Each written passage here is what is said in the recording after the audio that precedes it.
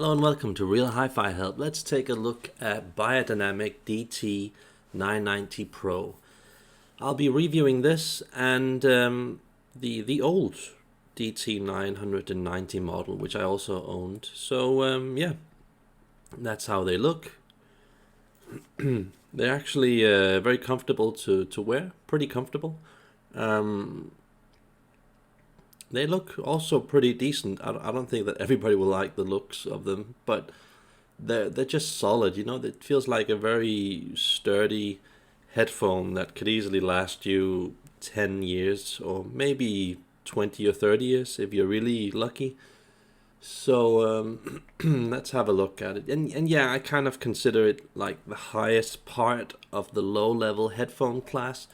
But don't misunderstand that and feel that, ooh, so you're saying it's a bad headphone? No. It's just at a certain price where it's actually one of the best performers at this price level, but you just have to understand that at this price level there's only so much you can do to get a good sound. So for the price, it's awesome. It's amazing, and I think more people should buy this headphone. And yeah, let me just go into it a bit deeper.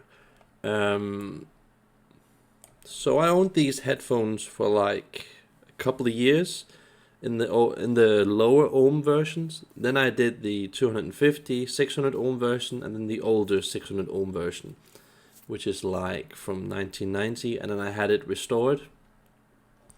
And I think that it's just a fantastic all-round headphone that most people will like. I find it to be nice and raw in sound, where there's a kind of harshness and irregularity, kind of a freaky, funky type of sound. And you know, that's either gonna make people like it or really hate it. And it's not as linear and correct and neutral, and what can I say? It's a bit heavy on the bass, which I like, and I feel that a lot of gear is just so bad that you will want to use a thing like this to kind of compensate in a good way. Yeah, it is a bit dark and muddy, and at times also a bit on the bright side, but it just has this very raw, scuffy, street-like, original way of giving a sound. So I think a lot of people will really like that. And you know, $150 for this is amazing. There are a lot of headphones that cost $2, $3, $4, $5, $600 that aren't quite as good or as good as this, but they just can't match it price wise. So awesome, just simply awesome. And in some ways, I actually think it was better, this headphone, than the Sennheiser HD800 Mark 1, simply because it was more raw and harsh in a natural way, where the Sennheiser HD800 was a bit filtered, nice, polite, managed in sound to reduce the harshness, and you could definitely feel that it was trying to reduce the harshness, and at the same time it had like a, I don't know, 3, 5 or 10 kilohertz problem hertz, I don't know. The Sennheisers, which also had its own harshness to deal with, which was weird, that headphone. So yeah, I kind of think that when you get this headphone in a bigger ohm version, it kind of reduces the harshness, makes the bass heavier and more realistic, and you know, it just feels to me as if it's going deeper into the soundstage, that it's becoming more real. And that's what I miss, having this headphone in a 600 ohm version, and then, you know, pimping up the cable, getting a better plug for it. Man, do you get a lot of value for your money. But yeah, it's one of those headphones where it's a bit difficult getting into the really deep, sophisticated detail, because you're gonna hit a wall at some point. It's not like the HD 800 where you can just keep on digging and digging and digging and digging, or many other more expensive headphones that are like in 500 to $1,000 or $2,000 headphones where you can just keep on digging. You're gonna hit a wall at some time with these headphones. Like most other headphones in this price category, it's just a natural thing. So I think that generally you want to have a sophisticated type of tube sound. I would believe that triode tubes would sound good with this. I haven't tried it yet. I've tried it with a lot of tube amplifiers, and it was a good match. I don't feel that it's a good match for a lot of the really cheap transistor tube amplification. But I remember trying this for the first time after I've had it for a couple of months on Yamaha and Macintosh. I think it was a Yamaha CD player on a Macintosh amplifier with a jack out.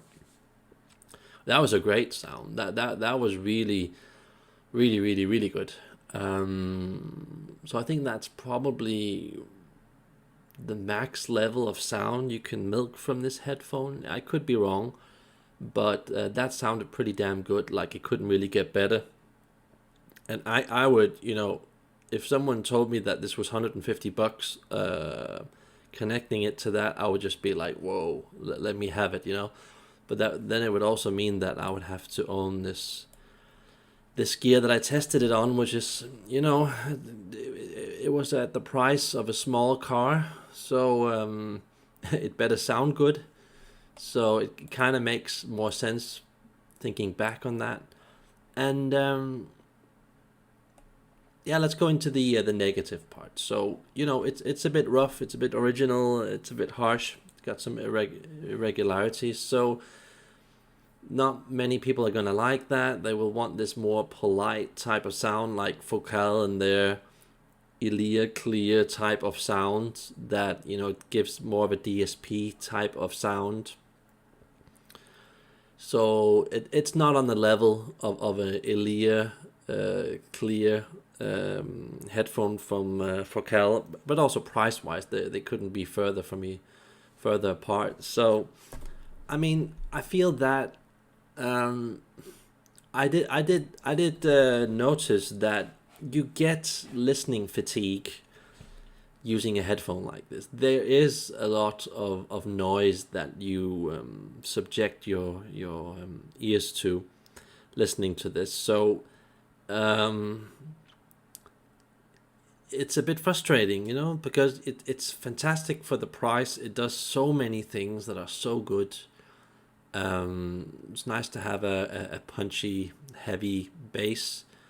It's just as soon as I compared them to the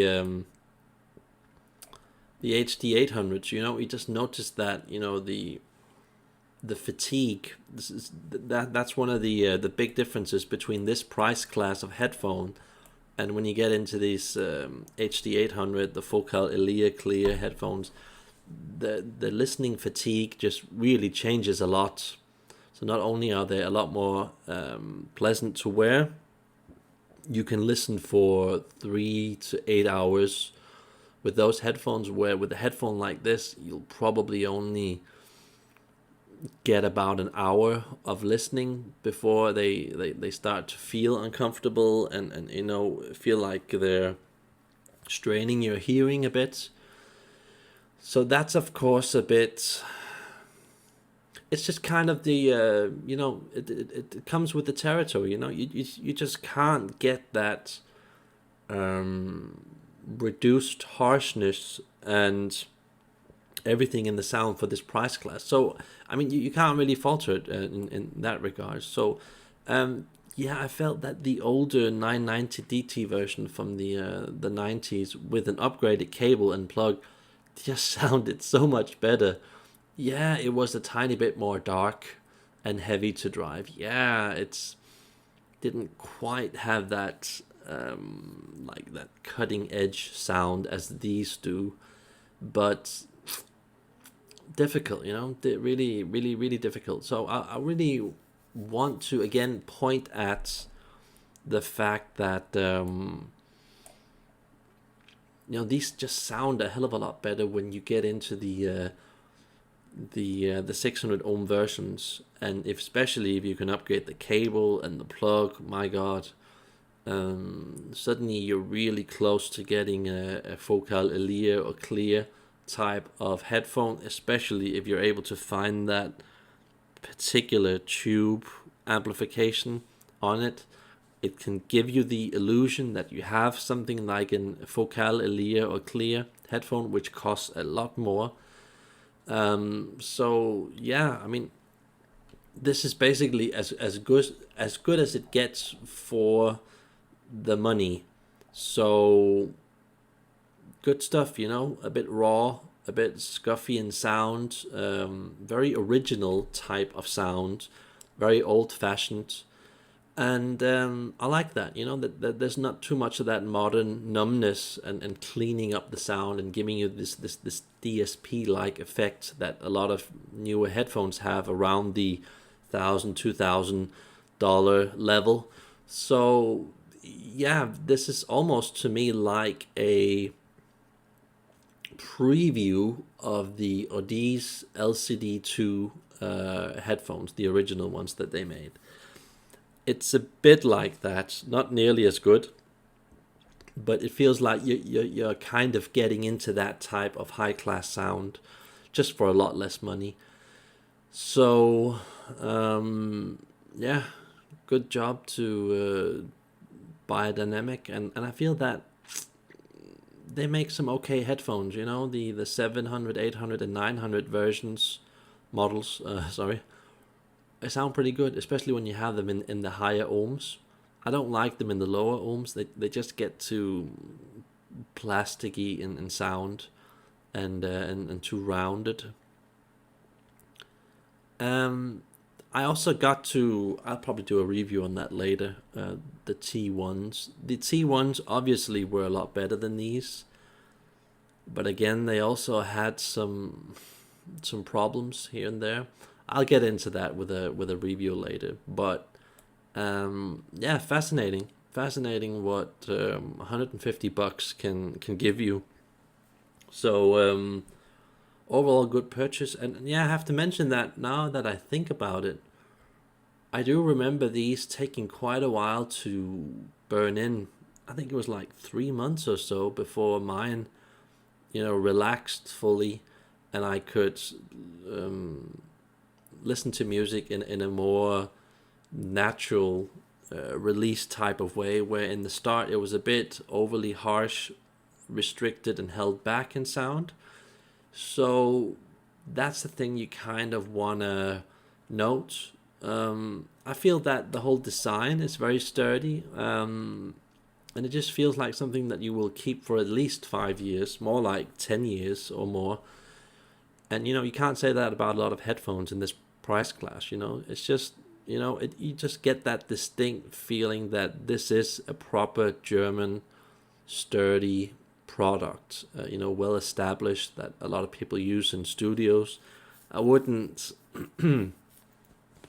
necessarily use it for like intense hi-fi use, but mixing, studio use, like hobby hi-fi, or getting perhaps up to like just tasting the mid-class of hi-fi sound. Yeah, it's kind of amazing the amount of good sound that you can get at this price level. So yeah, well done Beyerdynamic for doing that.